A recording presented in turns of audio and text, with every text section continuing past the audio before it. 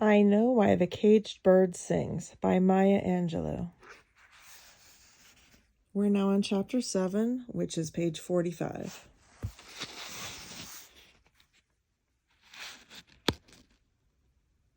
Mama had married 3 times. Mr. Johnson, my grandfather, who left her around the turn of the century with 2 small sons to raise, Mr. Henderson, of whom I know nothing at all.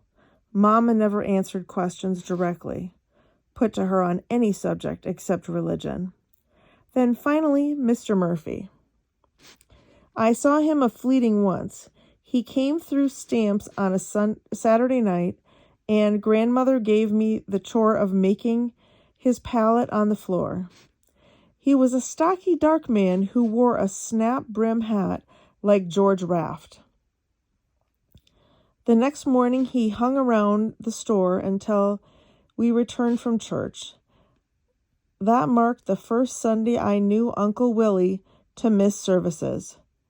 Bailey said he stayed home to keep Mr. Murphy from stealing us blind. He left in the middle of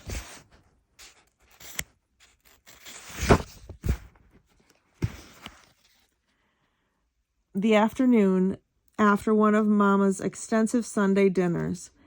His hat pushed back off his forehead, he walked down the road whistling. I watched his thick black until he turned the bend by the big white church. People spoke of Mama as a good-looking woman, and some who remembered her youth said she used to be right pretty.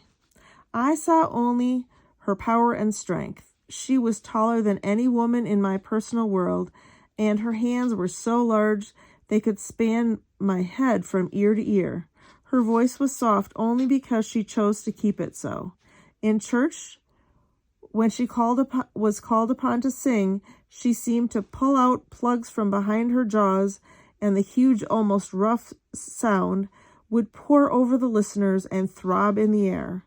Each Sunday after she had taken her seat, the minister would announce, "We will now be led in a hymn by Sister Henderson." And each Sunday, she looked up with amazement at the preacher and asked silently, "Me?" After a second of assuring herself that she indeed was being called upon, she laid down her handbag and slowly folded her handkerchief. This was placed neatly on top of the purse. Then she leaned on the bench in front and pushed herself to a standing position. And then she opened her mouth, and the song jumped out as if it had only been waiting for the right time to make an appearance. Week after week and year after year, the performance never changed. Yet I don't remember anyone's ever remarking on her sincerity or readiness to sing. Mom intended to teach Bailey and me to use the paths of life that she and her generation and all the Negroes gone before had found, and found to be safe ones.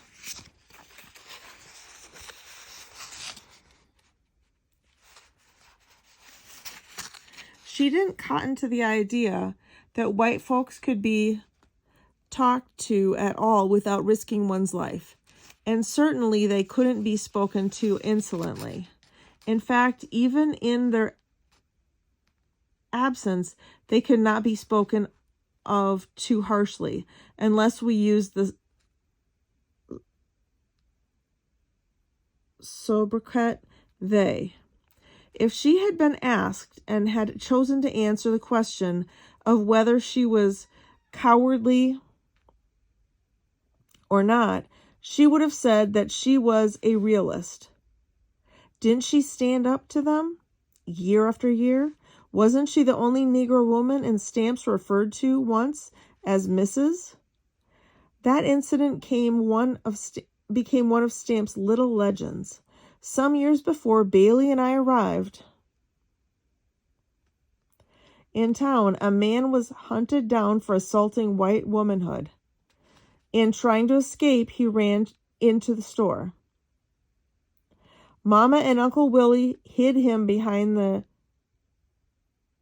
chifforobe until night, gave him supplies for an overland journey, gave him supplies for an overland journey and sent him on his way. He was, however, apprehended, and in court, when he was questioned as to his movements on the day of the crime, he replied that after he heard that he was being sought, he took refuge in Mrs. Henderson's store. The judge asked that Mrs. Henderson be subpoenaed, and when Mama arrived and said she was Mrs. Henderson, the judge and bailiff and other whites in the audience laughed. The judge had really made a gaffe calling a Negro woman Mrs., but then he was from Pine Bluff and couldn't have been expected to know that a woman who owned a store in the village would also turn out to be colored. The whites tickled their funny bones with the incident for a long time, and the Negroes thought it proved the worth and majesty of my grandmother.